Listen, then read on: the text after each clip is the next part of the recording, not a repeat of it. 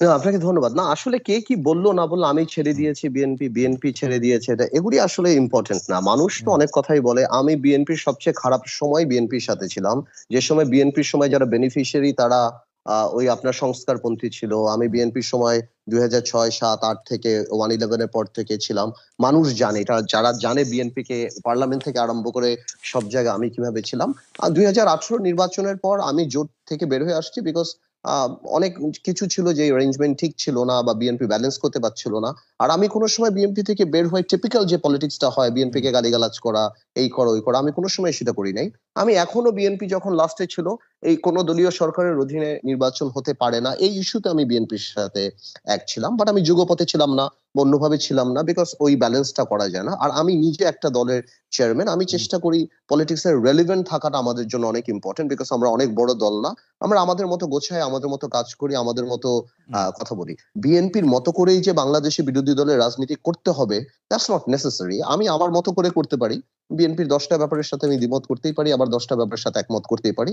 যখন আপনি অনেক বড় জোট করেন, অনেক ব্যাপারে আপনার অপিনিয়ন আপনি দিতে পারেন না। এই কারণেই আমি সেখান থেকে চলে আসছি।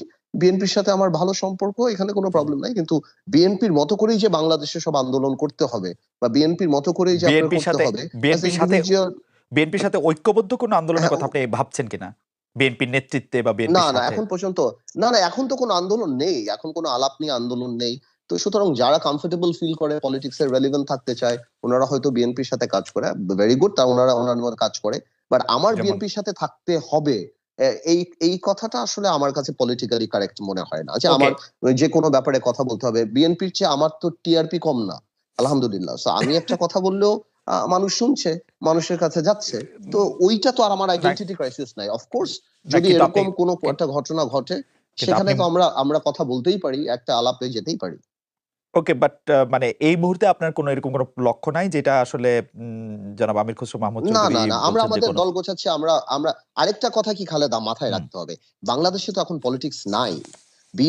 বিএনপির মতো করে রেলেভেন্ট, বিকজ বিএনপি আওয়ামী লীগের অ্যাবসেন্স এ BNP is the biggest political party. হুম, আর আমাদের কাজ হলো পলিটিক্স এর রেলেভেন্ট থাকা হুম, এন্ড অ্যাডাপ্টেবিলিটি করা। আমি একটু ফেরত আসি ভাইদের কথার ব্যাপারে, যে আপনি যখন দিলীপ ভাইকে জিজ্ঞেস করলেন একটা প্রশ্ন, যে মেনন ভাই, দিলীপ ভাই বা ইনু সাহেবরা না থাকলে এই আর আসবে না, আসলে আসবে না। ওনাদের সব, আমি আমি আমার ওপিনিয়ন দিচ্ছি হুম, যে পলিটিক্স এর সবচেয়ে বড় জিনিস হলো অ্যাডাপ্টেবিলিটি।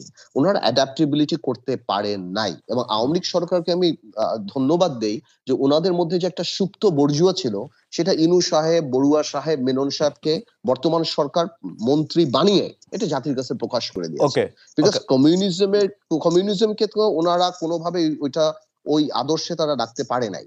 এবং আপনি যতই ওর মধ্যে থেকে সমালোচনা করেন, হুম, হুম, ওইখানকার এমপি হয়ে সমালোচনা করেন, আপনার মনে আছে মেনন সাহেব একবার বললো একটা কথা, যে আমরা ভোটে হই নাই, পরের দিনই দুদকের নোটিশ চলে গেল, মেনন হুম, সাহেব চুপ হয়ে গেলেন। তো আমার কথা হলো যে আপনার আপনার যখন হ্যাঁ, এত কিছু আ- এট স্টেক, হ্যাঁ, আমার তখন তো আর আসলে আপনি আপনি তো আর আগাতে পারবেন না।